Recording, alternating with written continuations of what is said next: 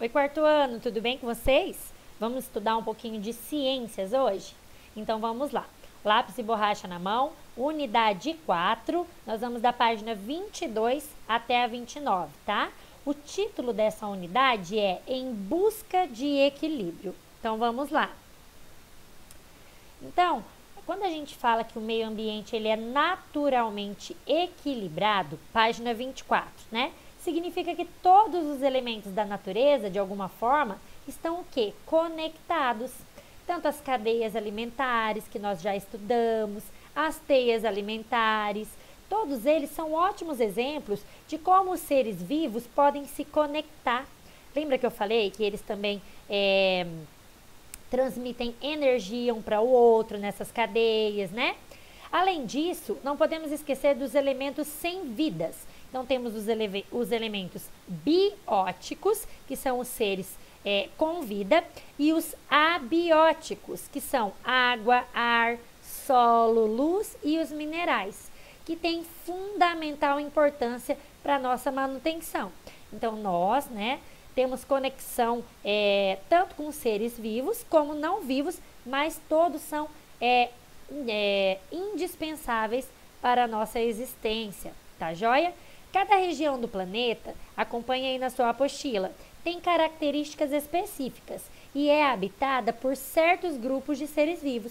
Então, a gente vai ver um pouquinho hoje sobre os ambientes, sobre o que tem em cada ambiente, né? Como que é o tipo de vida em cada ambiente. Olha só.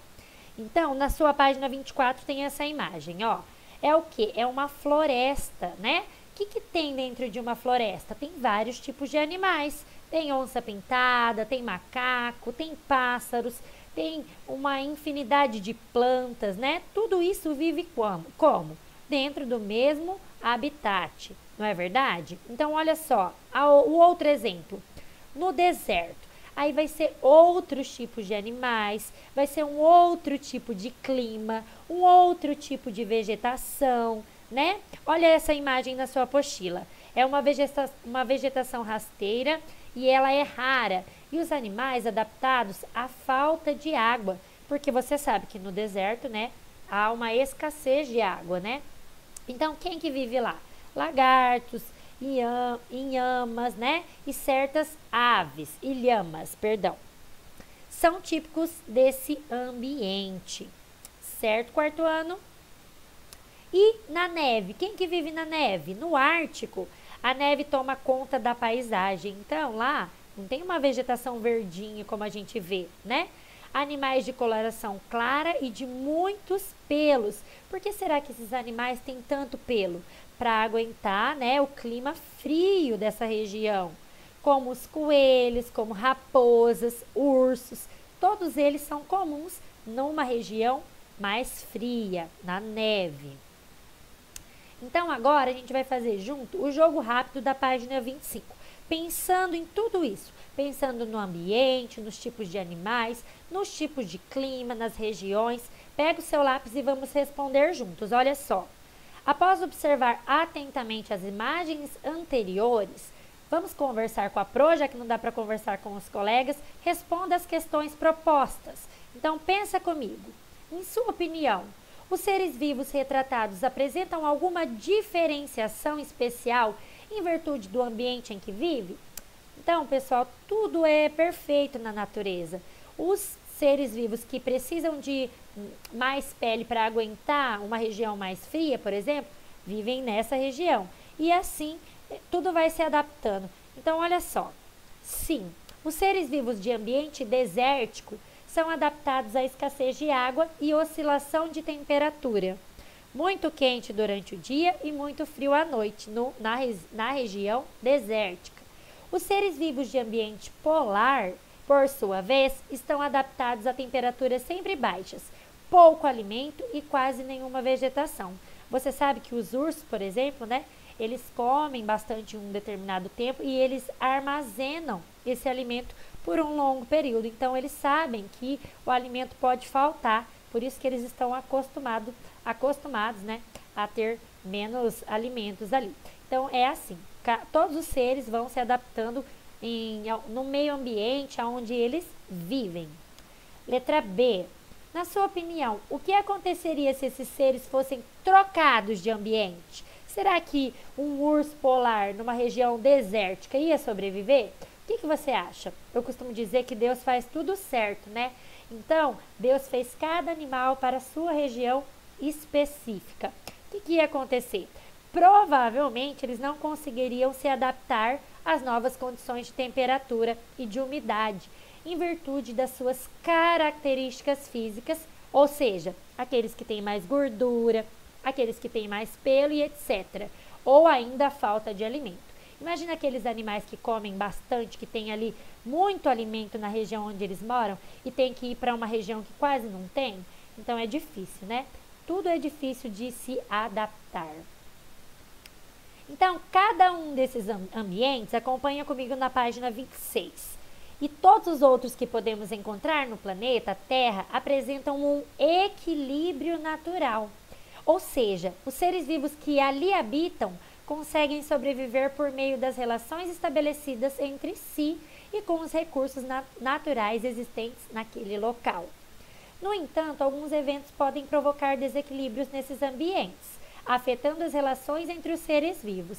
Então, o que será que acontece que interfere, na sobrevivência nos determinados locais? O que será? Dependendo da causa, o equilíbrio pode ser restabelecido após certo período. Há casos, porém, em que as consequências são graves e irreversíveis. Você lembra o que é irreversível, que a Pro já ensinou vocês? Irreversível é aquilo que não tem como mais mudar, ok? Então, vamos ver alguns fenômenos que alteram o natural daquele ambiente, tá? Fenômenos naturais alteram o ambiente. Então, algumas coisas que acontecem na natureza podem alterar o ambiente, modificando ele. Como, Pro? Vamos ver. No nosso planeta, ele está sempre em transformação. Ele passa por diversas mudanças constantemente. Nem sempre, porém, percebemos isso, pois a velocidade das transformações geralmente é muito lenta. Pode levar milhares de anos. Por exemplo, um rio. Quando ele está conectado em uma rocha ali, uma rocha que um rio passa por ela. Você sabe que ao longo do tempo, esse rio passando por essa rocha, se ele estiver entre uma rocha, só vamos imaginar, ele vai tirando pedacinhos da rocha. Será que quando a gente passa por aquele local e vê aquele rio, a gente consegue observar ele retirando esses pedacinhos da rocha? Não, porque isso acontece ao longo de muito tempo, né? Mas vai alterando o ambiente, tá? Então, as consequências dessa mudança podem provocar o desaparecimento de alguns seres vivos. Ou seja, conforme o desmatamento acontece, o ser humano vai alterando a paisagem da natureza. O que vai acontecendo com o habitat dos seres que moram naquele local? Eles vão desaparecendo, talvez pela falta de abrigo, talvez pela falta de alimento. Então, tudo que é transformado gera alguma consequência, e é isso que a gente está trabalhando agora. Olha só, um exemplo disso são as eras glaciais. As eras glaciais, né, nos longos períodos de tempo, ou seja, muitos milhares de anos, nas quais o planeta apresenta extensas camadas de gelo e temperaturas muito baixas, podem afetar os seres vivos que vivem naquele local. É o caso, né, do mamute e do rinoceronte lanudo, que foram extintos na última grande era glacial, tá? Alguns fenômenos naturais, no entanto, são rápidos e intensos, podendo causar grandes alterações no ambiente em que estão, né, em questão de horas. O que, professora, que pode alterar o ambiente rapidamente? Um furacão, um tornado, uma enchente, um terremoto. Todos esses são fenômenos naturais, né, que acabam com aquele local rapidamente, tá? Diferente aí de uma chuva que leva tempo, né, de um percurso de um rio que leva tempo para ser alterado, ok? Então, o ambiente afetado pode levar algum tempo para se recuperar e voltar ao equilíbrio se acontecer, né, um desastre da natureza como esses que eu acabei de mencionar. Então, aqueles ali são o mamute, né, e o rinoceronte lanudo. Certo, pessoal? Tem um filme que se chama A Era do Gelo, você já assistiu? Nele, né, traz algumas imagens, né, desses períodos glaciais, né, que já aconteceram no nosso planeta. Se você ficou curioso, assiste aí e depois me conta. Página 27 agora. Então, eu falei que alguns fenômenos da natureza podem provocar, né, mudanças no ambiente, como o caso de uma erupção vulcânica, né? Ele pode alterar ali rapidamente e danificar o ambiente onde ele se encontra. Além disso, né, além de lançar rochas e lava, os gases tóxicos e as cinzas dele podem afetar a vida de muitos seres vivos, porque como a própria palavra diz, eles são tóxicos, ok? Alguns pesquisadores sugerem que a ocorrência de grandes erupções vulcânicas e a colisão, por exemplo, de um grande meteoro, pode ocasionar o desaparecimento, podem ter, né, ocasionado o desaparecimento dos dinossauros do nosso planeta. Você sabe que os dinossauros existiram, né? Então, de acordo com esses estudos dos cientistas, pode ter sido provocado, né, o desaparecimento deles por conta de uma grande erupção ou de um meteoro que caiu aí na Terra e acabou com a vida deles, certo? Continuando então. Há algumas ações humanas que alteram o ambiente. Então, quarto ano, além dos fenômenos da natureza, nós, seres humanos, também alteramos o ambiente onde vivemos. De que forma, Pro? Vamos ver. Observe a tirinha ali, aquela tartaruga no meio daquele lixo. O que aconteceu? O que você acha? Como que a exploração do meio ambiente pelo ser humano pode afetar as tartarugas marinhas? O que você imagina que poderia ter acontecido se as tartarugas marinhas sumissem do mapa? Então, o ser humano ali ajudou? Muito pelo contrário, né? Ele poluiu, né? Ele prejudicou o local, o habitat natural daquele ser, né, marinho, fazendo o quê? Jogando lixo no local onde ele mora. Então, todos os seres vivos, sejam plantas, animais ou micro-organismos, têm funções específicas no ambiente, como nós estudamos nas cadeias alimentares. Porém, graças à capacidade do ser humano de raciocinar e planejar as suas ações, ele pode modificar profundamente os ambientes onde ele vive. Dessa forma, ele interfere no equilíbrio ambiental como nenhum outro ser vivo. Então, assim, pessoal, o ser humano ele é o único que tem essa capacidade de raciocinar, né? Mas o que acontece? Parece que às vezes ele não raciocina, né? Para prejudicar o meio ambiente dessa maneira. Então, muitas intervenções humanas foram essenciais para a sua sobrevivência. Você aprendeu na disciplina de História que o ser humano ele é capaz de se modificar, de se reinventar, né? De mudar de um local para o outro e conseguir sobreviver naquele lugar. Ele é capaz de plantar, ele é capaz de desenvolver remédios, né, na medicina. Tudo isso foi fundamental para a sua existência. Mas será que aquilo que ele está fazendo no ambiente está ajudando a natureza ou está prejudicando, como na tirinha? Então, fica pensando sobre isso aí. Página 28. Desafio, ó, esse aí para você responder no seu caderno. Pesquise como a agricultura e a medicina contribuíram para o estabelecimento humano em grupos cada vez maiores. Registre o resultado que encontrar no seu caderno e depois me manda uma foto. Então, olha lá na página 28. Considerando o histórico do planeta Terra, faz pouco tempo que a humanidade se deu conta de que muitas das suas ações poderiam causar prejuízo no meio ambiente. Então, é assim, pessoal. O ser humano, ele foi estragando e não percebeu que isso ia interferir lá na frente. Por isso que nossa geração, principalmente a geração de vocês, tem que ser uma geração consciente. Tudo que nós estamos fazendo hoje, os nossos, né, filhos, os netos, eles irão colher. Então, por que não plantar coisas boas agora para que eles colham essas coisas boas no futuro, né? Observe ali a imagem de alguns exemplos de ações humanas que podem prejudicar o ambiente, alterando o seu equilíbrio natural. Como, Pro? A poluição do ar, por exemplo. Então, o que polui o ar? As grandes indústrias, o gás emitido pelos carros, pelos ônibus, todos os veículos, tudo isso polui o ar. E a gente vai respirando esse ar poluído. Então, prejudica, né? Prejudica a natureza, prejudica a nossa vida, nossa saúde, né? Enfim, então tudo isso tem que ser pensado para que as próximas gerações não colham os danos, né, causados pelos seres humanos hoje, assim como nós estamos colhendo os danos causados pelos seres humanos há um tempo atrás, tá?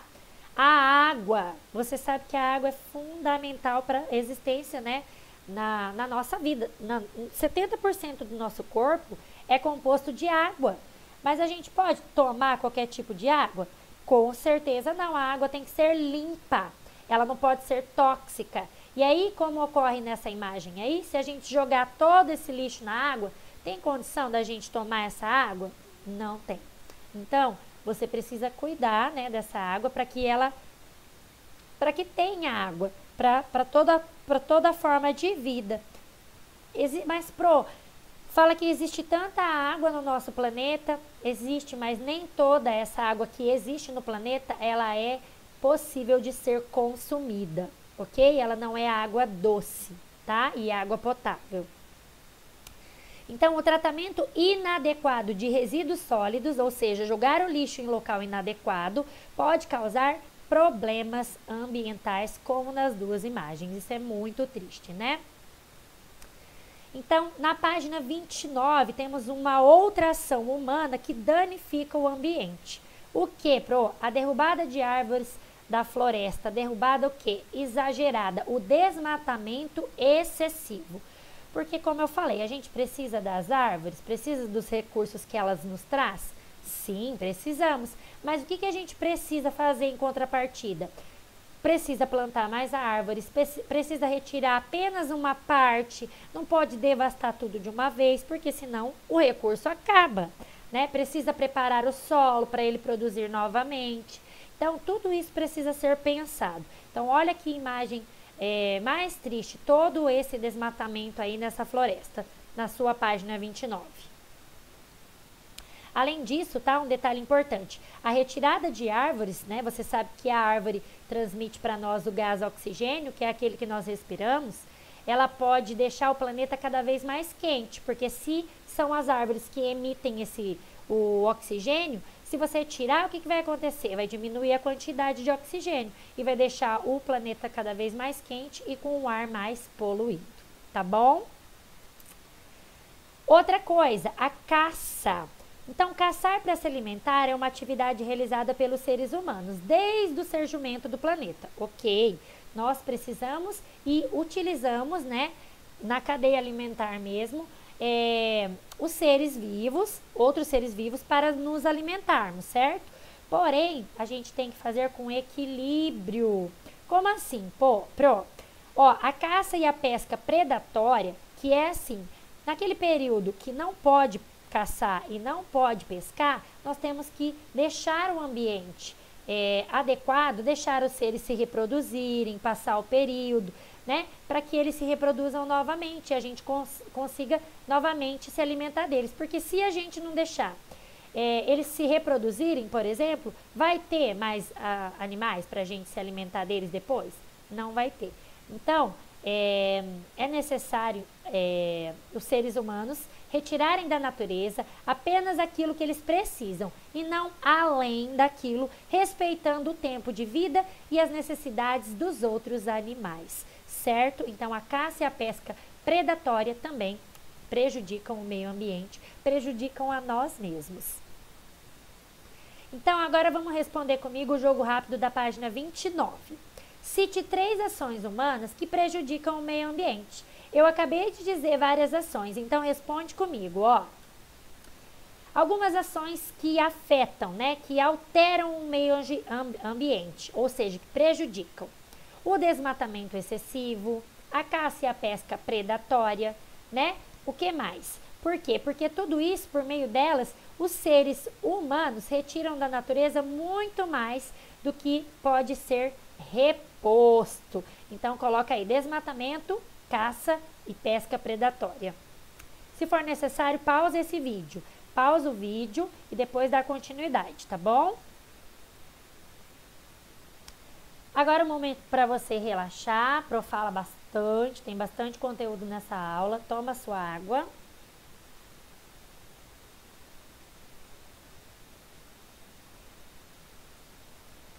Respira fundo.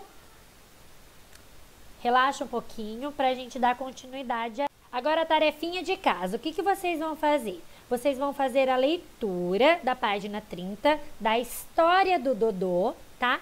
E vão responder a página 31, que eu já vou explicar para vocês. Então aqui é a história, né, de uma ave que foi extinta, ou seja, ela desapareceu do nosso planeta.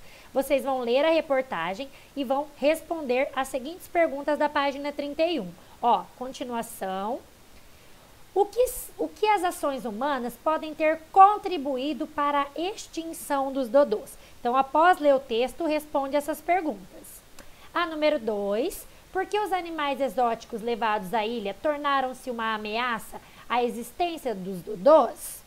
Número 3, em sua opinião, os seres humanos que chegaram à Ilha Maurício tinham a intenção de provocar a extinção dos dodôs? Justifique sua resposta. 4. Que lição podemos aprender com a história do Dodô? Então, eu quero que você faça a sua interpretação e responda essas questões, ok?